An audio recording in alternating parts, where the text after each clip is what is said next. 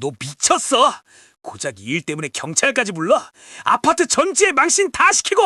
그날 밤 백수인 시동생은 뻔뻔하게도 여자친구를 저희 신혼집에 데려와 재우더군요. 심지어 제게 안방을 비워달라고 요구하면서요. 남편과 시댁 식구들은 제가 순순히 모든 걸 희생하고 참아줄 거라 생각했겠죠. 제가 그저 평범한 직장인인 줄로만 알았을 테니까요. 하지만 저는 고객의 수천억 원대 자산을 감사하는 공인회계사입니다. 저는 제 인생의 감가상각을 더는 허락할 수 없었습니다. 그래서 제 방식대로 부실 자산 정리를 시작하기로 했죠. 그들은 제 침실 하나를 빼앗으려 했지만 저는 그들의 인생 전부를 회계 감사할 겁니다. 제 처절한 복수가 궁금하시다면 지금 바로 마음정거장 채널을 구독하고 좋아요를 눌러주세요. 제 이름은 박서연. 지금부터 제 이야기를 시작하겠습니다. 백수인 시동생이 서울에 올라와 장기간 머물고 싶다고 하자 남편은 생각할 겨를도 없이 고개를 끄덕였습니다. 저는 딱 한마디만 했죠. 알았어요. 그럼 제가 나갈게요. 그날 밤 시동생은 뻔뻔하게도 여자친구를 저희 마포구 아파트에 데려와 재우더군요. 심지어 제게 안방을 비워달라고 요구하면서요. 저는 다투지 않았습니다. 조용히 휴대폰을 들어 112에 전화했고 주거지에 무단으로 침입하여 불법 점거한 사람이 있다고 명확히 설명했습니다. 관할 지구대 경찰들이 출동해서 침실한 상황을 보고 제 진술을 들었을 때 남편의 얼굴은 새파랗게 질렸습니다. 그 사람은 제가 이렇게까지 끝을 볼 줄은 몰랐던 겁니다. 제 이름은 박서연, 올해 30살이고 공인회계사 자격증을 가진 회계법인 소속 회계사입니다. 사람들은 회계사가 몸이 건조하게 산다고들 하죠. 하지만 사실 저희는 모든 것을 말하는 숫자를 통해 보는데 익숙할 뿐입니다.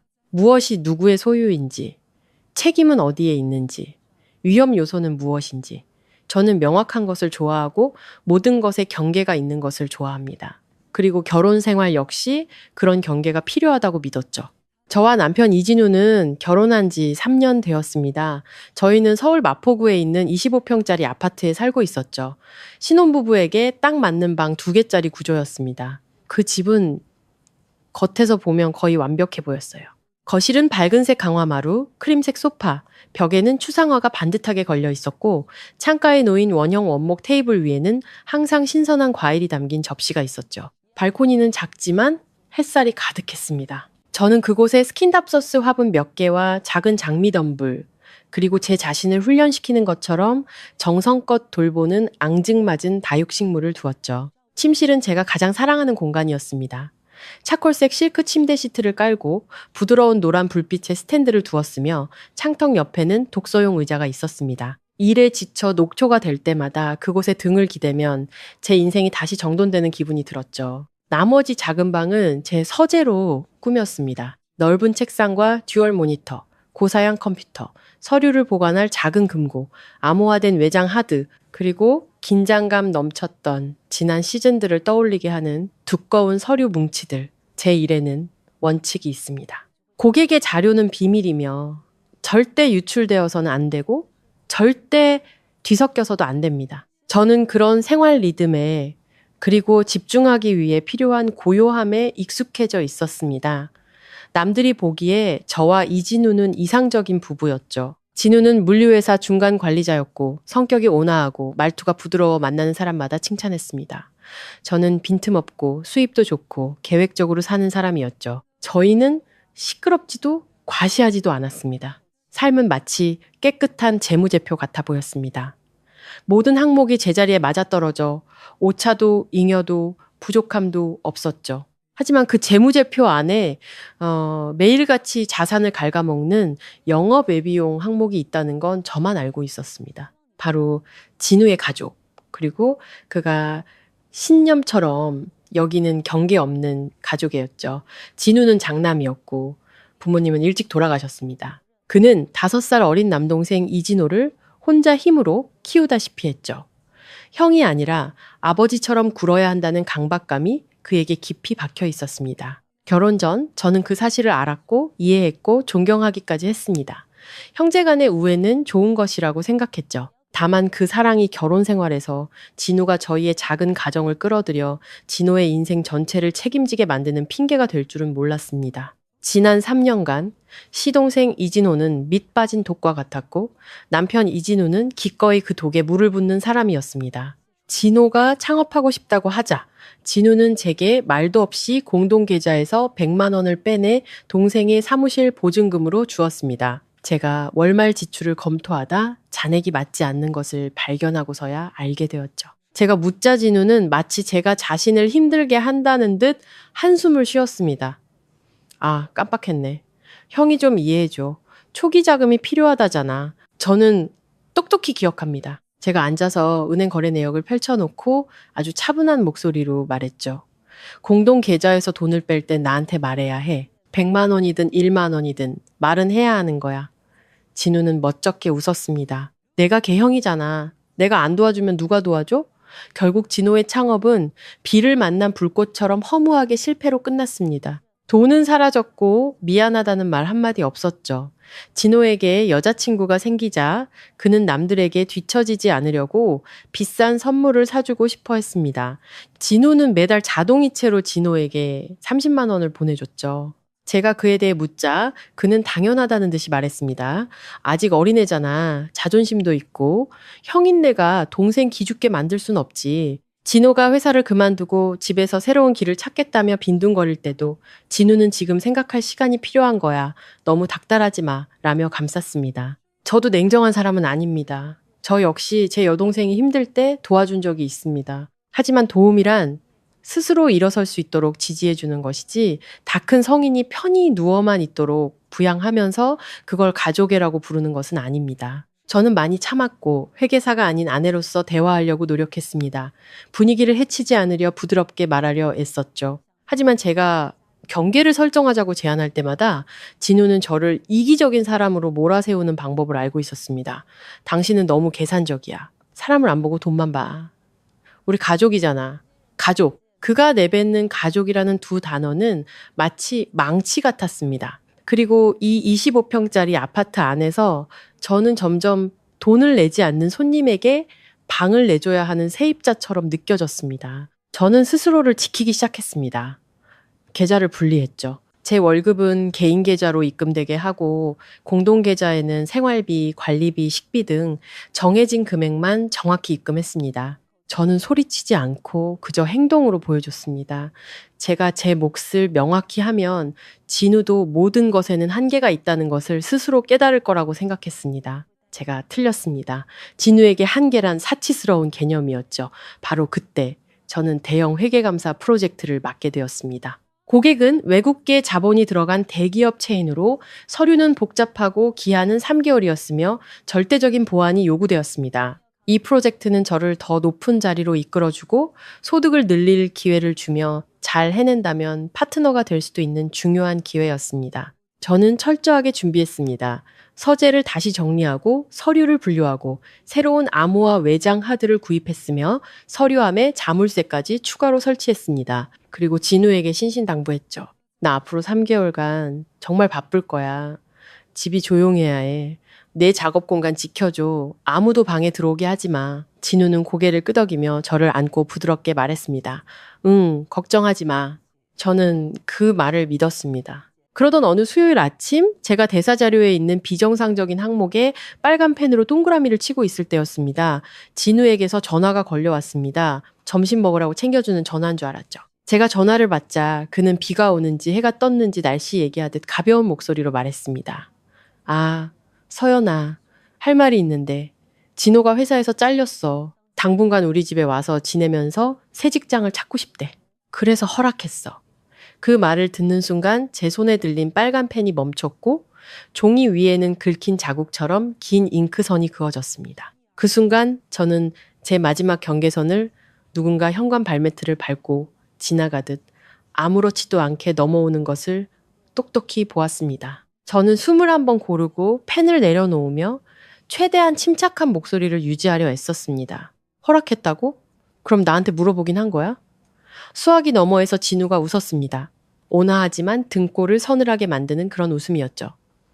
이런 걸 뭘 물어봐? 내 동생이잖아. 직장도 없고 살 곳도 없는데 내가 안 거두면 누가 거둬? 몇 달만 있을 거야. 직장 구하면 바로 나갈 테니 당신한테 아무 영향 없어. 몇 달이 정확히 얼만데? 제가 천천히 물었습니다. 한 달, 두 달, 아니면 반년, 1년으로 늘어날 수 있는 막연한 기간? 진우는 잠시 침묵하더니 짜증 섞인 목소리로 말했습니다. 또 말꼬리 잡네. 이번엔 상황이 다르다고. 잘려서 기분도 안 좋을 텐데 당신도 가족이잖아. 제발 그렇게 이성적으로만 굴지 좀 마. 저는 눈을 감았습니다. 가슴속에 돌덩이가 얹힌 기분이었죠. 당신도 알잖아. 나 지금 어떤 일을 하고 있는지. 조용한 환경이 필요하고 서재도 필요해. 거기엔 보안 서류들이 있다고. 이진호가 어떤 사람인지 당신도 잘 알잖아. 걔가 여기 있으면 내가 어떻게 일을 해. 진우는 생각할 필요도 없다는 듯 즉시 대답했습니다. 그럼 서재를 정리해. 서류는 안방으로 옮기면 되잖아. 좀 좁아지면 어때? 가족을 위해서 그 정도 희생은 할 수 있는 거 아니야? 희생, 또 희생이었습니다. 저는 눈을 떠 단정하게 정돈된 제 서재를 바라보았습니다.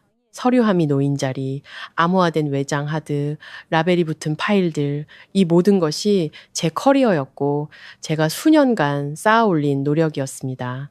그런데 그는 다 큰 무책임한 성인 한 명에게 자리를 내주기 위해 마치 불필요한 의자 하나 치우듯 이 모든 것을 옮기라고 말하고 있었습니다. 저는 희미하게 웃었습니다. 즐거워서가 아니었죠. 진우 씨, 당신이 지금 나한테 뭘 희생하라고 하는 건지 알고는 있는 거야? 그의 목소리가 굳어졌습니다. 난 당신이 날 이해해 주길 바라는 거야. 제발 일 좀 크게 만들지 마. 그 말은 제 귀에 마침표처럼 울렸습니다. 저는 더 이상 말하지 않았습니다. 그저 차갑고 규칙적으로 뛰는 제 심장 소리를 들었죠. 마치 보고서에 위험 요소를 발견했을 때처럼요. 위험은 명백해졌습니다. 지금 손절매하지 않으면 더 큰 손실을 보게 될 겁니다. 진우는 마치 결정을 내리듯 한마디를 덧붙이며 전화를 끊었습니다. 진우한테 이미 말했어. 내일 올 거야. 당신 마음대로 해. 전화가 끊겼습니다. 저는 종이 위에 길게 그어진 빨간 잉크 자국을 가만히 바라보았습니다. 문득 그것이 비뚤어진 경계선처럼 보였습니다. 그리고 이번에 제가 참는다면 저는 더 이상 제가 아닐 거라는 것을 깨달았습니다. 저는 자리에서 일어나 거실로 나갔습니다. 깨끗한 아파트, 원형 테이블 위에 과일 접시, 발코니에 작은 화분들을 둘러보았죠. 이 집은 사진처럼 아름다웠습니다. 하지만 그 사진 속에서 저는 점점 가장자리로 밀려나고 있었습니다. 저는 옷방으로 들어가 옷장 위에서 28인치 캐리어 2개를 끌어내렸습니다. 서류를 담을 방수 플라스틱 상자도 하나 더 꺼냈죠. 저는 아주 조용하고 신속하게 움직였습니다. 울지도 소리치지도 않았습니다. 옷, 개인 물품, 컴퓨터, 외장 하드, 서류들을 하나씩 제자리에 정리했습니다. 마치 회계감사를 하듯 분류하고 통제하고 봉인했습니다. 밖은 여전히 햇살이 밝았고 집 안은 모든 것이 고요했습니다. 그 고요함 속에서 저 혼자 3년 전에는 상상도 못했던 결심을 내렸습니다. 저는 더 이상 누구에게도 제 삶의 공간과 커리어를 침범당하지 않을 겁니다. 진우가 그의 동생 편에 서기로 선택했다면 저는 제 인생 편에 설 겁니다. 그리고 시계가 저녁을 향해 갈수록 저는 저 문이 열리는 순간 진짜 대결이 시작될 것임을 알았습니다. 저는 캐리어 3개를 거실 한가운데로 끌어냈습니다. 현관문을 향해 나란히 일직선으로 놓았죠. 25평 아파트는 여전히 평소처럼 깨끗하고 조용했지만 그 중심에 떡하니 버티고 선 3개의 네모난 덩어리는 마치 무언의 선언과도 같았습니다. 따뜻한 차 한 잔을 타서 소파에 앉아 가계부를 다시 열어보았습니다. 숫자는 한치의 오차도 없이 정확했습니다. 저는 이미 오래전에 제 돈을 공동 계좌에서 분리했습니다. 앞으로 3개월치 생활비도 이미 모두 납부한 상태였죠. 제가 혼란 속에서 도망치듯 떠났다는 말을 누구에게도 듣고 싶지 않았습니다. 저는 제 인생의 모든 것을 처리하는 방식대로 질서정연하게 떠날 겁니다. 저녁 6시쯤 열쇠가 자물쇠에 들어가는 소리가 선명하게 들렸습니다. 문이 열리고 이진우가 포장 음식을 손에 들고 들어왔습니다. 그는 문지방에 들어서자마자 캐리어 3개를 보고는 그대로 멈춰섰습니다. 평소 온화하던 그의 얼굴이 순간 굳어졌죠. 출장가? 그는 애써 평소와 같은 목소리를 유지하며 물었습니다. 저는 찻잔을 내려놓고 일어섰습니다. 아니, 이사가 그는 몇 초간 멍하니 서 있다가 억지 웃음을 지었습니다. 서연아, 그런 농담 하지 마. 농담 아니야. 저는 그의 눈을 똑바로 쳐다보며 말했습니다. 당신이 나한테 한마디 상의도 없이 진호를 여기 살게 하기로 결정했듯이 나도 내 삶을 스스로 결정할 권리가 있어. 진호는 음식 봉투를 내려놓고 안으로 들어섰습니다. 그의 목소리에 날이 서기 시작했죠. 말했잖아. 잠깐 머무는 거라고. 무슨 온 가족을 데려온 것처럼 말하네. 잠깐이 얼만데? 제가 물었습니다. 한 달, 세 달? 아니면 내가 못 견디고 나갈 때까지. 말이 너무 심하잖아. 아니, 저는 고개를 저었습니다. 지난 3년간 일어났던 일을 정확히 말하고 있을 뿐이야. 진우는 거칠게 숨을 몰아 쉬었습니다. 당신은 항상 일을 심각하게 만들어. 걔는 내 동생이고 길거리에 나앉게 할 순 없다고. 길거리에 나앉게 하라는 게 아니야. 저는 여전히 차분한 목소리로 대답했습니다. 하지만 당신은 지금 나를 내팽개치고 있어. 그 말에 그는 침묵했습니다. 그의 눈빛이 잠시 흔들리는 것을 보았지만 그건 찰나였습니다. 그 침묵은 잘못을 깨달은 침묵이 아니라 반박할 말을 찾는 침묵이었습니다. 그럼 나더러 어쩌라고? 그가 물었습니다. 최소한 나를 존중해 줬어야지. 이 집을 그리고 내 일을 존중해 줬어야 해. 난 항상 당신 존중했어. 정말 저는 그에게 더 가까이 다가섰습니다. 내가 지금 중요한 프로젝트를 하고 있다는 거 알잖아. 서류는 보완이 필요하고 서재는 함부로 옮길 수 없다는 것도 알잖아. 그런데도 당신은 나한테 희생하라고 했어. 진우는 침묵하다가 목소리를 조금 낮춰 말했습니다. 난 그게 그렇게 심각한 일일 줄은 몰랐어. 왜냐하면 당신은 단 한 번도 내 입장에서 생각해 본 적이 없으니까. 우리 사이의 공기는 무겁게 가라앉았습니다. 저는 그의 눈에서 불편함을 똑똑히 읽었습니다. 하지만 그건 저를 잃을까 봐서가 아니라 모든 것이 익숙한 통제 범위를 벗어나고 있기 때문이었습니다. 그는 늘 부드럽고 말없이 양보하는 아내에게 익숙했죠. 거실 한가운데 캐리어를 내놓는 아내에게는 익숙하지 않았습니다. 그의 휴대폰이 울렸습니다. 그는 액정을 확인하고 전화를 받았죠. 진호야? 내일 오라고 했잖아. 저는 그 자리에 서서 한 글자 한 글자를 등 뒤로 떨어지는 차가운 물방울처럼 들었습니다. 그는 이미 모든 것을 결정했던 겁니다. 우리의 대화는 그저 형식적인 절차에 불과했죠. 저는 침실로 들어가 문을 닫았습니다. 거울 속 제 얼굴은 이상할 정도로 침착했습니다. 눈물도 떨림도 없었죠. 저는 그저 자신의 마지막 경계선을 명확히 보고 있는 한 여자를 보았습니다. 그날 밤 저는 다음 날 아침으로 이삿짐 센터를 예약했습니다. 엄마에게 문자를 보냈죠. 엄마, 며칠 집에 가 있을게. 엄마는 그래, 어서 오렴 이라고만 답했습니다. 더 묻지 않으셨죠. 아마도 엄마는 제가 생각하는 것보다 더 많은 것을 이해하고 계셨을 겁니다. 다음 날 아침 저는 일찍 일어나 아파트를 마지막으로 정리했습니다. 테이블을 닦고 그릇을 정리하고 쓰레기를 버리고 화초에 물을 주었죠. 지저분한 상태로 떠나고 싶지 않았습니다. 초인종이 울리고 이삿짐 센터 직원 2분이 들어와 캐리어 3개와 서류 상자를 보았습니다. 이거 다 옮기시는 건가요? 네, 개인 집만요. 진우는 침실 문 앞에 서서 아무 말 없이 저를 바라보고 있었습니다. 마치 이 모든 게 현실이라고 믿지 못하는 듯 했죠. 캐리어가 복도로 옮겨지고 나서야 그는 다가와 제 손목을 잡았습니다. 서연아, 가지 마. 진호한테 다른 곳 알아보라고 할게. 저는 손을 뿌리쳤습니다. 걔한테 약속 다 해놓고 이제 와서 그런 말을 하는 거야? 바꿀 수 있어. 내가 어떻게든 해볼게. 그럴 수 있겠지. 제가 인정했습니다. 하지만 당신은 내가 이해해서가 아니라 내가 떠나니까 바꾸려는 거잖아. 뭐가 옳은지 깨달아서가 아니라 그는 저를 보았습니다. 3년 만에 처음으로 그의 눈빛은 확신에 차 있지 않았습니다. 미안하다는 말로는 잘못된 원칙을 고칠 수 없어. 저는 그를 지나쳐 아파트 밖으로 나섰습니다. 엘리베이터 문이 닫히고 층수가 하나씩 내려가는 것을 보았습니다. 숫자 하나하나가 마치 낡은 껍질이 벗겨져 나가는 것 같았죠. 은평구에 있는 부모님 댁에 도착했을 때 저는 익숙한 옛집의 냄새를 깊이 들이마셨습니다. 아빠가 문을 열어주시며 아무것도 묻지 않고 제 캐리어를 들어주셨죠. 엄마는 저를 안아주셨습니다. 너무 꽉 조이지 않으면서도 제게 여전히 돌아올 곳이 있다는 것을 알려주는 따뜻한 포옹이었습니다.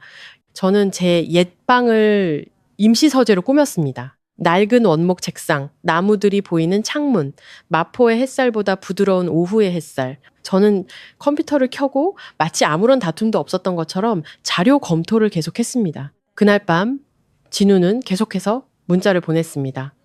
처음에는 비난이었죠. 당신 너무했어. 진호 앞에서 내 체면을 뭐가 되게 만들어. 그 다음에는 목소리가 부드러워졌습니다. 내가 다시 정리할게. 보고 싶어. 저는 답장하지 않았습니다. 알림을 끄고 그의 번호를 임시로 차단 목록에 넣었습니다. 벌을 주려는 게 아니라 제 마음이 혼란스러워지는 거를 막기 위해서였죠. 다음 날 진호는 그 아파트에 이사를 들어왔습니다. 같은 아파트 단지에 사는 사촌 언니의 문자를 통해 알게 되었죠. 엄청 큰 캐리어 2개 끌고 왔더라. 오래 살 것처럼 보였어. 저는 문자를 읽고 휴대폰을 내려놓았습니다. 마음속에 어떤 폭풍도 일지 않았습니다. 그저 제가 제때 떠나왔다는 사실을 확인했을 뿐이죠. 하지만 사건은 제가 상상했던 것보다 훨씬 더 심각한 방향으로 흘러갔습니다. 3일 후 제가 서류를 검토하고 있을 때 사촌 언니에게서 동영상 하나가 도착했습니다. 서연아, 이것 좀 봐. 저는 영상을 열었습니다. 영상은 아파트 복도에서 찍은 것이었습니다.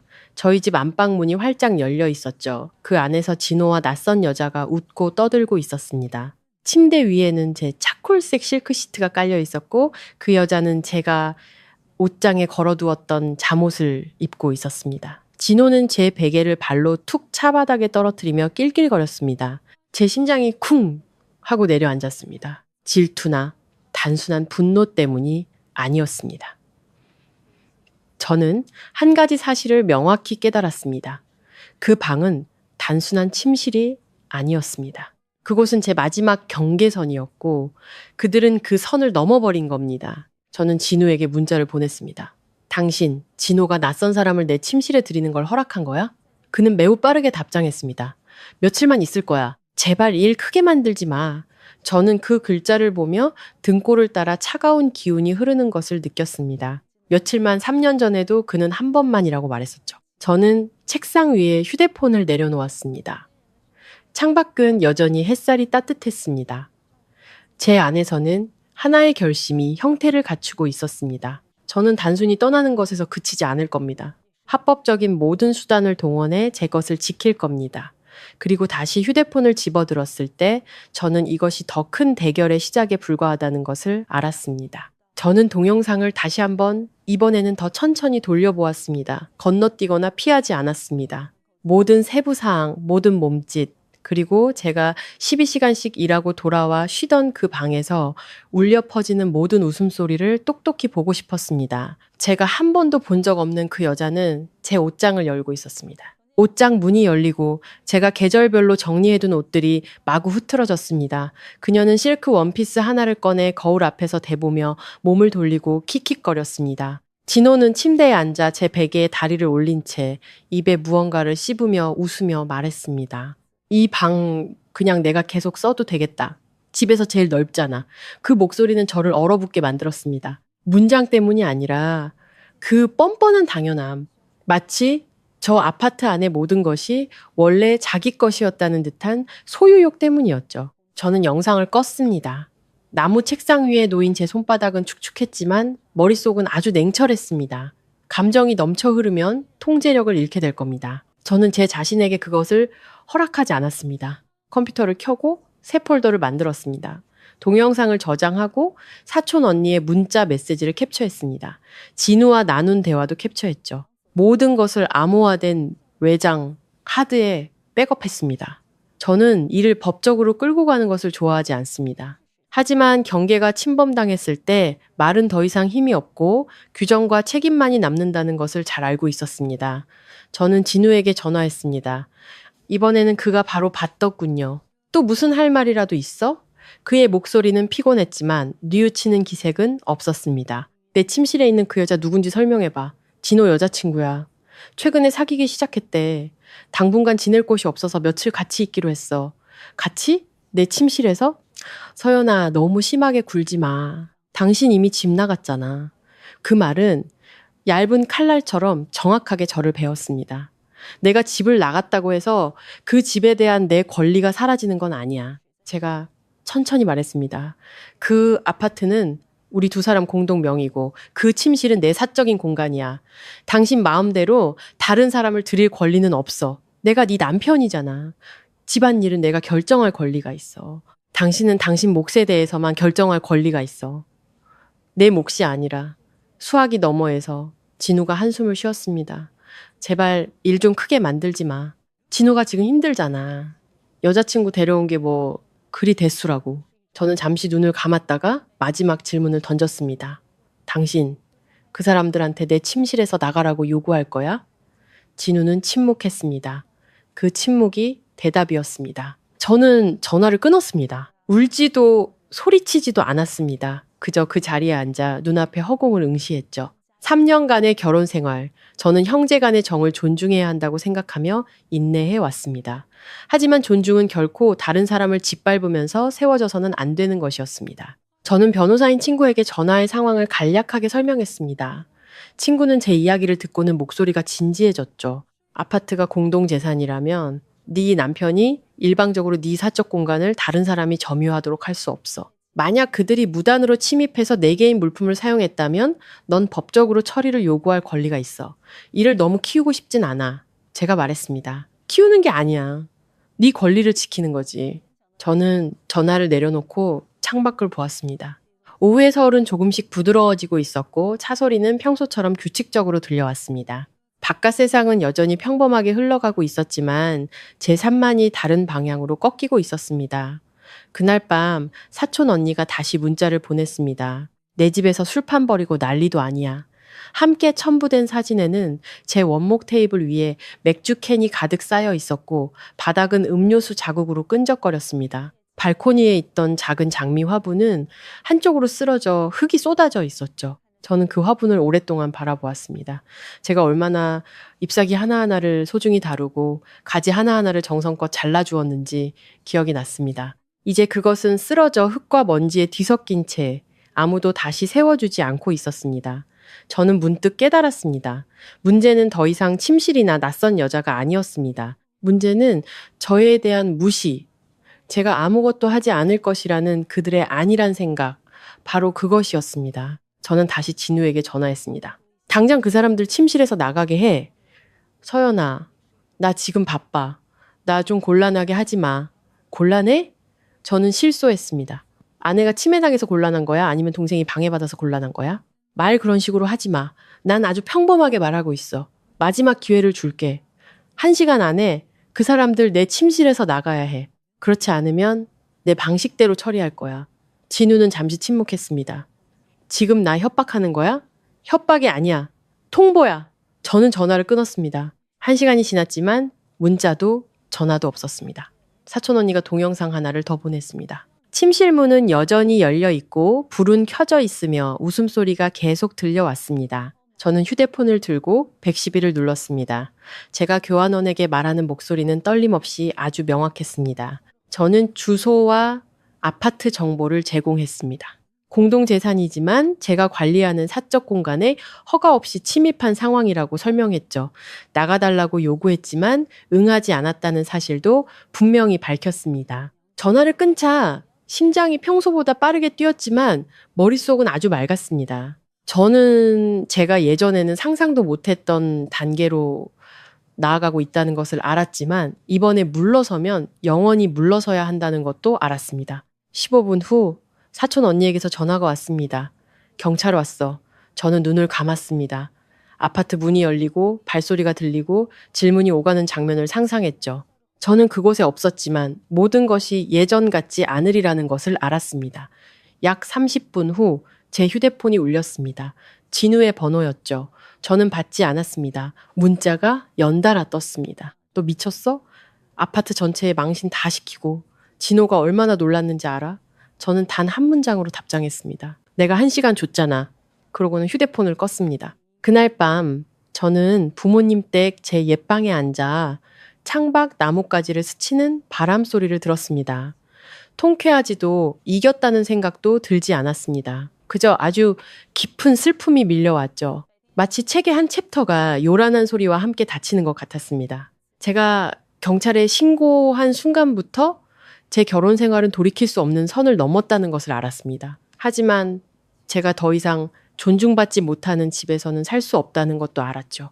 다음 날 아침 사촌 언니에게서 소식을 받았습니다. 진호와 그 여자는 경범죄로 즉결 심판에 넘겨져 범칙금 처분을 받았고 아파트에서 퇴거 조치를 당했다고 했습니다. 진우는 다시는 이런 일이 발생하지 않도록 하겠다라는 서약서를 써야 했죠. 저는 그 문자를 오랫동안 읽었습니다. 기뻐서가 아니라 이것이 이제 시작에 불과하다는 것을 이해했기 때문입니다. 저는 노트북을 열고 일을 계속했습니다. 화면 위의 숫자들은 어젯밤 무슨 일이 있었는지 알지 못했습니다. 하지만 저는 오늘부터 제 인생을 다시 감사해야 한다는 것을 알았습니다. 숫자가 아닌 선택으로 말이죠. 그리고 제 다음 선택은 더 이상 방 하나를 지키는 것에 머무르지 않을 겁니다. 다음 날 아침 제가 막 거래처 미수금 대조표를 완성했을 때 전화가 다시 울렸습니다. 이번에는 진우가 아니라 그의 어머니, 즉 시어머니였습니다. 첫 마디부터 목소리는 쉬어 있었고 날카로웠죠. 예, 서연아. 네가 무슨 짓을 했길래 집에 경찰까지 들이니? 우리 진호가 뭘 그렇게 잘못했다고? 저는 몇 초간 침묵했습니다. 이 전화가 올 것이라고 예상했지만 생각보다 빨랐죠. 어머니, 저는 그냥 제 사적인 공간을 지킨 것뿐이에요. 사적인 공간이 뭐 그리 대단하다고. 걔는 내 시동생이고 너는 우리 집 며느리야. 윗사람 아랫사람은 알아야지. 윗사람 아랫사람이라는 말이 마치 당연한 도리인 것처럼 울려 퍼졌습니다. 저는 숨을 한번 고르고 침착한 목소리를 유지했습니다. 어머니, 그 아파트는 저와 진우 씨 공동 재산이에요. 침실은 제 사적인 공간이고요. 진호와 그 여자친구가 제 허락 없이 들어와 제 개인 물품을 사용했어요. 나가달라고 요구했지만 듣지 않아서 어쩔 수 없이 법의 도움을 받은 겁니다. 시어머니는 거칠게 숨을 몰아쉬었습니다. 네가 배운 게 많아서 정 같은 건 무시하는구나. 가족끼리 어떻게 그렇게 정 떨어지는 짓을 하니? 저는 정 떨어진다는 말을 똑똑히 들었습니다. 예전에 누군가 저에게 이기적이라고 말할 때마다 가슴이 아팠습니다. 하지만 오늘은 아니었습니다. 저는 정 떨어지는 행동을 한 게 아니에요. 무시당하는 걸 받아들이지 않았을 뿐이에요. 수화기 저편이 잠시 조용해지더니 시어머니는 마지막 말을 남겼습니다. 네가 이 지경까지 만들었으니 뒷감당은 네가 알아서 해라. 전화가 끊기고 저는 휴대폰을 내려놓았습니다. 시어머니가 말한 뒷감당이 무엇인지 알았습니다. 압박, 험담, 비난 같은 것들이겠죠. 하지만 제가 행동하지 않았다면 그 뒷감당은 평생을 억울함 속에서 사는 것이었을 겁니다. 점심때쯤 진우가 저희 부모님 댁으로 찾아왔습니다. 그는 대문 밖에 서 있었는데 하룻밤 사이에 얼굴이 무척 수척해져 있었습니다. 아빠가 문을 열어주시자 진우는 안으로 들어왔지만 차마 제 눈을 바로 쳐다보지 못했습니다. 서연아, 얘기 좀 해. 저는 고개를 끄덕이고 그를 발코니로 데리고 나갔습니다. 아직 햇살이 강하게 내리쬐지 않아 모든 것이 가감없이 드러나는 시간이었죠. 네가 경찰에 신고까지 할 줄은 몰랐어. 내가 기회를 줬잖아. 어젯밤에 진호가 이 경찰서 가서 조서 쓰고 온 거 알아? 엄청 무서워했어. 나도 무서웠어. 제가 천천히 대답했습니다. 낯선 사람이 내 잠옷을 입고 내 침대에 누워서 내 사적인 공간에서 웃고 떠드는 걸 봤을 때 진우는 저를 보았습니다. 그의 눈빛이 흔들렸죠. 미안해. 내가 진작에 내보내라고 했어야 했는데 경찰이 오고 나서야 일이 이렇게 커질 줄은 몰랐어. 모든 건 당신이 나 대신 결정할 권리가 있다고 생각했을 때부터 커진 거야. 진우는 벽에 등을 기댄 채 두 손으로 머리를 감쌌습니다. 저는 그를 보았습니다. 제가 한때 믿었던 그 남자는 이제 마치 잘못을 저지르다 들킨 아이처럼 보였습니다. 이제 뭘 더 원해? 그가 지친 목소리로 물었습니다. 이혼. 그 두 글자는 아주 가볍게 튀어나왔지만 다시 주워 담을 수는 없었습니다. 진우는 고개를 번쩍 들었습니다. 고작 이 일 때문에? 아니, 3년의 세월 때문에. 그는 침묵했습니다. 그가 반박할 이유를 찾고 있다는 것을 알았지만 이번에는 그에게 아무런 명분이 없었습니다. 내가 잘못했어. 하지만 고칠 수 있어. 당신은 내가 강하게 반발하니까 고치려는 거지. 뭐가 잘못됐는지 이해해서가 아니야. 넌 일을 너무 확대 해석하고 있어. 아니. 저는 고개를 저었습니다. 내가 집을 나가지 않았다면 당신은 계속 진호를 거기 살게 했을 거야. 내가 경찰에 신고하지 않았다면 당신은 계속 그들을 내 침실에 머물게 했을 거고. 그리고 앞으로 또 다른 일이 생겨도 당신은 나한테 희생하라고 요구하겠지. 진우는 대답하지 못했습니다. 이번의 침묵은 더 이상 저항이 아니라 무력감이었습니다. 오후에 진호에게서 전화가 왔지만 받지 않았습니다. 그가 문자를 보냈죠. 형수님, 너무하시네요. 저 그냥 며칠만 있으려고 했어요. 저는 단 한 문장으로 답장했습니다. 너는 네 행동에 책임질 나이가 됐어. 그날 저녁 사촌 언니에게서 소식을 들었습니다. 진호는 아파트에서 짐을 뺐고 그 여자친구는 다시는 나타나지 않았다고 합니다. 진우는 텅 빈 아파트에 홀로 남아 그들이 남긴 어수선한 흔적들을 치우고 있다고 했죠. 통쾌할 줄 알았는데 아니었습니다. 그저 피곤했습니다. 며칠 후 진우는 제게 경찰 조사 기록 사본을 보내왔습니다. 거기에는 무단 침입 및 개인 재산, 무단 사용 행위가 명시되어 있었습니다. 진우는 범칙금 처분을 받았고 진우는 서약서에 서명했죠. 저는 그의 서명을 보았습니다. 평소보다 떨리는 필체였습니다. 일주일 후 저는 변호사를 통해 이혼 소장을 준비했습니다. 초안을 받아들고 한 줄 한 줄 글자 하나 놓치지 않고 읽었습니다. 공동 재산인 25평 아파트, 남은 저축액, 모든 것이 제가 살아온 방식처럼 명확해야 됐습니다. 진우가 저를 다시 찾아왔습니다. 이번에는 분노도 비난도 없었죠. 그는 제 앞에 앉아 빨갛게 충혈된 눈으로 말했습니다. 공동 계좌에 있던 돈 전부 당신 계좌로 옮겼어. 난 다투고 싶지 않아. 당신이 양보할 필요 없어. 제가 말했습니다. 그냥 원칙대로 하면 돼. 이제 알겠어. 정말로 이제야 알겠어. 뭘? 내가 당신을 항상 뒷전으로 뒀다는 걸. 저는 그를 오랫동안 바라보았습니다. 믿고 싶었지만 너무 늦게 찾아온 깨달음도 있다는 것을 알았죠. 어떤 것들은 잃어버리고 나서야 깨닫게 되지. 하지만 그렇다고 항상 되찾을 기회가 있는 건 아니야. 우리는 침묵했습니다. 눈물도 포옹도 없었습니다. 한때 같은 침대를 썼던 두 사람 사이에는 그저 명확한 거리감만이 존재했죠. 진우가 떠나고 저는 홀로 남았습니다. 창문으로 들어온 바람에 커튼이 부드럽게 흔들렸습니다. 저는 문득 더 이상 그 아파트를 생각해도 가슴이 떨리지 않고 실크시트나 쓰러진 장미 화분에 대한 생각에 시달리지 않는다는 것을 깨달았습니다. 저는 마지막 경계선을 넘어섰고 앞에는 더 이상 희생이라는 이름이 붙지 않은 다른 길이 펼쳐져 있었습니다. 이혼 소장을 제출한 후 사람들이 흔히 생각하는 것처럼 즉각적인 해방감을 느끼지는 못했습니다. 그렇다고 무너지지도 않았죠. 제 기분은 마치 어려운 수술을 막 끝낸 환자 같았습니다. 정신은 맑았지만 피곤하고 조금은 텅 빈 느낌이었죠. 부모님은 많은 것을 묻지 않으셨습니다. 그저 제가 스스로 결정을 내리고 그 시간을 통과하도록 조용히 곁에 계셔 주셨습니다. 아침이면 엄마는 여전히 일찍 일어나 죽을 끓여주셨고 아빠는 커피를 내리며 라디오 뉴스를 들으셨습니다. 너무나 평범한 일상이라 방금 겪은 모든 일이 마치 지붕을 스쳐 지나간 소나기처럼 느껴졌습니다. 아직 마르지 않은 몇몇 물웅덩이만 남긴 채로요. 저는 다시 고강도로 일에 몰두했습니다.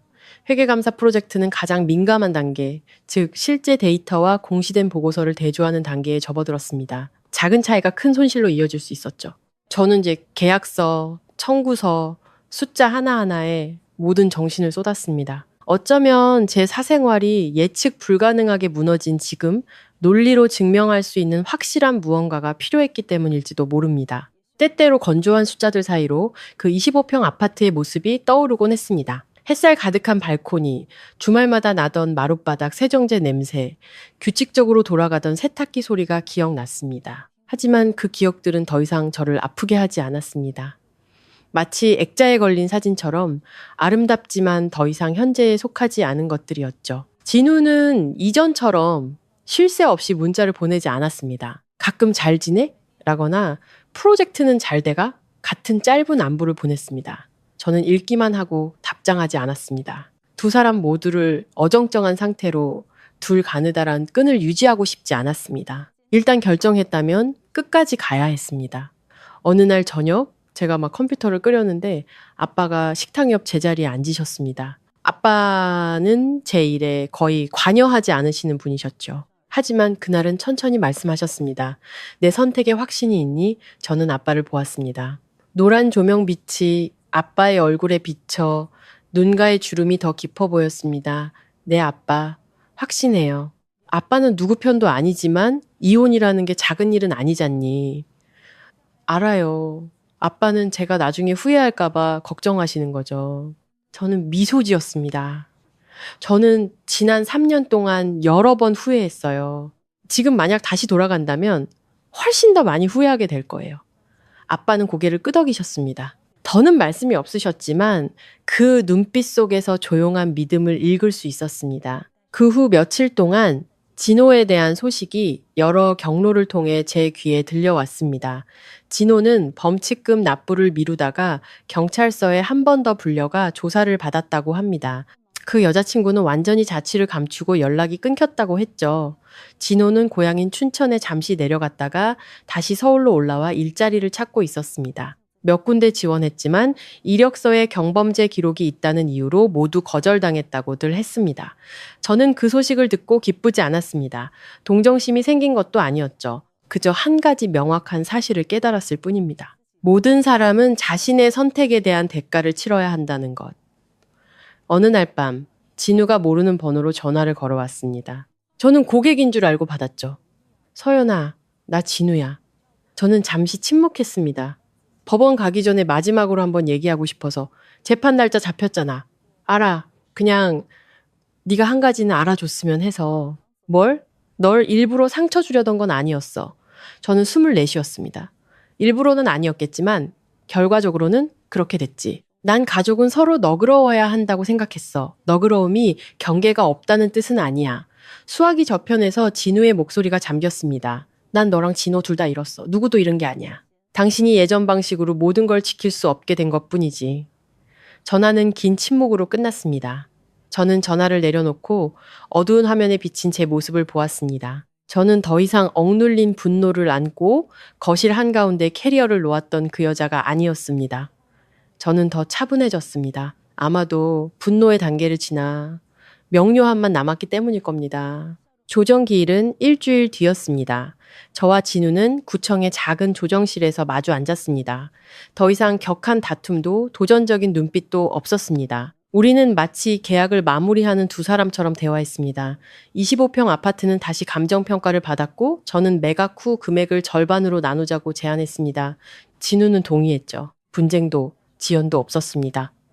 합의서에 서명할 때 저는 제 필체가 떨림없이 반듯한 것을 보았습니다. 제가 하나의 문을 넘어섰다는 것을 알았죠. 조정이 끝나고 저는 바로 돌아가지 않았습니다. 법원 근처 길을 한참 동안 걸었습니다. 저녁 햇살이 옅어지고 바람이 머리카락을 스치며 어디선가 불어오는 매연 냄새와 라일락 향기를 실어왔습니다. 저는 문득 몇 달 만에 처음으로 마음이 가벼워진 것을 느꼈습니다. 누군가를 이겨서가 아니라 더 이상 존중받을 권리를 위해 싸울 필요가 없어졌기 때문이었죠. 집에 돌아와 컴퓨터를 켜고 일을 계속했습니다. 감사 프로젝트는 마지막 단계에 접어들었습니다. 저는 제때 조정하지 않으면 수십억 원의 손실을 유발할 수 있는 큰 오류 항목을 발견했습니다. 처리 방안을 제안하자 고객사 이사회는 긴급 회의를 소집했고 결과적으로 기한 내에 모든 것이 바로잡혔습니다. 저희 회사 대표님이 저를 방으로 부르셨습니다. 박 팀장, 자네가 큰 계약 하나를 살렸어. 회사에서 자네를 부팀장으로 승진시키는 걸 고려 중이야. 저는 그 말을 듣고 심장이 빠르게 뛰었습니다. 야망 때문이 아니라 제 사적인 문제가 제 직업적 경로를 이탈하게 두지 않았다라는 사실을 알았기 때문이었죠. 그날 밤 저는 창가에 앉아 불 켜진 도시를 바라보았습니다. 더 이상 점령당했던 침실이나 비난의 말들을 생각하지 않았습니다. 저는 미래를 생각했습니다. 아마 더 작겠지만 온전히 제 자신이 선택한 다른 아파트를, 제가 다시 화분을 심을, 또 다른 발코니를. 이혼은 제 가치를 잃게 하지 않았습니다. 오히려 저를 제자리로 돌려놓았죠. 그리고 저는 앞으로의 길이 여전히 많은 도전으로 가득하리라는 것을 알았지만 이번에는 제 자신을 잃을 걱정 없이 걸어갈 겁니다. 정식 재판일은 생각보다 빨리 다가왔습니다. 그날 아침 저는 평소보다 일찍 일어났습니다. 옅은 베이지색 정장을 고르고 머리는 뒤로 단정하게 묶었으며 가볍게 화장을 했습니다. 초라해 보이거나 지나치게 날카로워 보이고 싶지 않았습니다. 그저 명확해 보이고 싶었을 뿐입니다. 아빠가 저를 마포구 가정법원까지 태워주셨습니다. 가는 길에 아빠는 말이 없으셨죠. 이른 아침의 도시는 여전히 붐볐고 차들은 익숙한 교차로를 비집고 지나갔습니다. 저는 바쁘게 움직이는 사람들의 행렬을 보며 저 차들 안에서 얼마나 많은 이야기가 펼쳐지고 있을까? 얼마나 많은 결정이 내려지고 얼마나 많은 것들이 놓아지고 있을까 생각했습니다. 진우는 법원 정문 앞에서 이미 기다리고 있었습니다. 그는 흰 셔츠에 짙은 색 바지를 입고 있었죠. 전보다 더 말라 보였습니다. 저를 보자 그는 가까이 다가오지 않고 고개만 까딱하며 인사했습니다. 우리 사이에는 예전 같은 물리적거리는 없었지만 아무도 좁히려 하지 않는, 보이지 않는 거리가 생겨 있었습니다. 재판은 생각보다 빨리 끝났습니다. 격한 논쟁도 무거운 비난도 없었죠. 우리는 이미 모든 것을 합의한 상태였습니다. 25평 아파트를 팔아 남은 비용을 제외하고 금액을 반으로 나누고 개인 재산은 각자 가지며 아이가 없으므로 양육비는 청구하지 않는다. 판사님이 마지막으로 다시 물으셨을 때 원고는 이혼에 자발적으로 동의하십니까? 저는 분명하게 대답했습니다. 네. 네라는 한 글자는 가벼웠지만 과거의 한 부분을 잘라내는 소리라는 것을 알았습니다. 법원은 판결을 내렸습니다. 우리의 3년간의 결혼 생활은 붉은 도장이 찍힌 몇 장의 서류로 공식적으로 끝났습니다. 저는 판결문을 손에 들었습니다. 마치 효력이 다한 계약서를 든 기분이었죠. 법정 밖으로 나오자 진우가 저를 불렀습니다. 서연아, 저는 걸음을 멈췄습니다. 성공하길 바라. 저는 그를 보았습니다. 그의 눈에는 더 이상 비난이 아닌 피곤함만이 남아 있었습니다. 당신도, 우리는 악수도 포옹도 하지 않았습니다. 연락을 유지하자는 약속도 없었죠. 우리는 등을 돌려 각자의 길로 향했습니다. 한 달 후 아파트는 매물로 나왔습니다. 저는 그곳에 다시는 돌아가지 않았습니다. 집을 정리하고 구매자를 상대하는 일은 진우가 맡았죠. 저는 서류에 서명만 했습니다. 통장에 돈이 입금되었을 때 저는 화면에 뜬 숫자를 보았습니다. 과거의 일부가 명확한 숫자로 바뀌어 있었습니다. 저는 그 돈의 일부로 프루덴셜구에 있는 더 작은 아파트 계약금을 치렀습니다. 크지 않은 약 15평 정도의 공간, 침실 하나와 햇살이 잘 드는 작업 공간이 있는 곳이었죠. 새 아파트에 처음 들어섰을 때 아직 마르지 않은 페인트 냄새가 났습니다. 바닥에는 발자국 하나 없었고 기억도 다툼도 없었죠. 그저 채워지기를 기다리는 빈 공간만이 있었습니다. 저는 새 책상을 사서 창가에 바싹 붙여 놓았습니다. 서류 서랍에는 별도의 자물쇠를 달았죠. 단순한 흰색 침대, 시트 세트를 골랐습니다. 실크도 화려한 무늬도 없는 것으로요. 작은 화분 몇 개를 다시 샀습니다. 스킨답서스, 산세비에리아, 그리고 작은 미니 장미. 그것들을 발코니에 놓았을 때 제 마음이 부드러워지는 것을 느꼈습니다. 혼자 사는 첫 며칠은 잠을 좀 설쳤습니다. 진우가 그리워서가 아니라 3년간의 습관이 쉽게 지워지지 않았기 때문이죠. 옆에서 누군가 뒤척이는 소리 밥 먹었어? 라고 묻는 목소리, 하루 끝에 나누는 사소한 이야기들에 익숙해져 있었습니다. 이제 아파트에는 냉장고 돌아가는 소리와 창밖 바람 소리뿐이었죠. 하지만 저는 점차 그 고요함을 즐기는 법을 배우기 시작했습니다. 누군가의 불평을 걱정하지 않고 밤늦게까지 일할 수 있었고 고요함 속에서 책을 읽을 수 있었습니다. 작은 소리로 음악을 틀고 차 한 잔을 타서 불 켜진 도시를 바라보며 내가 누군가를 방해하고 있는지 생각할 필요가 없었죠. 어느 날 오후 제가 서류를 정리하고 있을 때 초인종이 울렸습니다. 문을 열자 진우가 서 있었습니다. 저는 조금 놀랐죠. 여긴 어쩐 일이야. 이거 돌려주러 왔어. 그는 작은 상자 하나를 건넸습니다. 안에는 제 결혼 반지가 들어있었죠. 제가 옛 아파트 화장대 서랍에 두고 온 것이었습니다. 기념으로 간직할 줄 알았는데 간직하고 싶지 않았어. 저는 반지를 받아들고 조명 아래에서 반짝이는 것을 보았습니다. 한때 약속을 상징했던 둥근 고리. 고마워. 진호는 몇 초간 어색하게 서 있었습니다. 진호, 기계 공장에서 일자리 구했어. 이제 철들었다고 하더라. 저는 고개를 끄덕였습니다. 철들었다니 다행이네. 나도 그래. 저는 그가 무엇을 깨달았는지 묻지 않았습니다. 아마도 각자 스스로 답을 찾아야 하는 것이겠죠. 그가 떠나고 저는 문을 닫았습니다. 반지를 서랍 안에 넣어두었죠. 버리지도 다시 끼지도 않았습니다. 그저 한 시절의 증거물처럼 그곳에 두었을 뿐입니다. 몇 주 후 회사에서 저를 회계감사팀 부팀장으로 공식 임명했습니다. 임명식은 간단하지만 격식 있게 진행되었죠. 저는 사람들 앞에 서서 축하 인사를 들으며 문득 거실 한가운데로 캐리어를 끌어냈던 그 순간을 떠올렸습니다. 만약 그날 제가 떠나지 않았다면 아마 저는 오늘 이 자리에 설 만큼의 집중력을 유지하지 못했을 겁니다. 임명 결정을 받은 그날 밤 저는 혼자 발코니에 나갔습니다. 새로 이사 온 아파트 아래로 보이는 길에는 여전히 차들이 분주했고 바람은 화분들을 부드럽게 스쳐 지나갔습니다. 저는 차가운 난간에 손을 짚고 제가 온전히 제 선택으로 이룬 공간에 서 있다는 것을 분명히 느꼈습니다. 이유는 승리가 아니었습니다. 그것은 어떤 것들은 구할 수 없다는 사실을 받아들이는 것이었죠. 하지만 그 받아들임 속에서 저는 자기 결정권을 되찾았습니다. 그리고 저는 제 이야기가 여기서 끝나지 않는다는 것을 알았습니다. 제 새로운 삶은 점차 궤도에 오르기 시작했습니다. 아침에는 일찍 일어나 커피를 내리고 발코니 문을 열어 햇살을 맞았습니다. 작은 화분들을 돌보며 제대로 보살핌을 받은 것들은 평화롭게 자라난다는 증거처럼 돋아나는 새잎을 보았죠.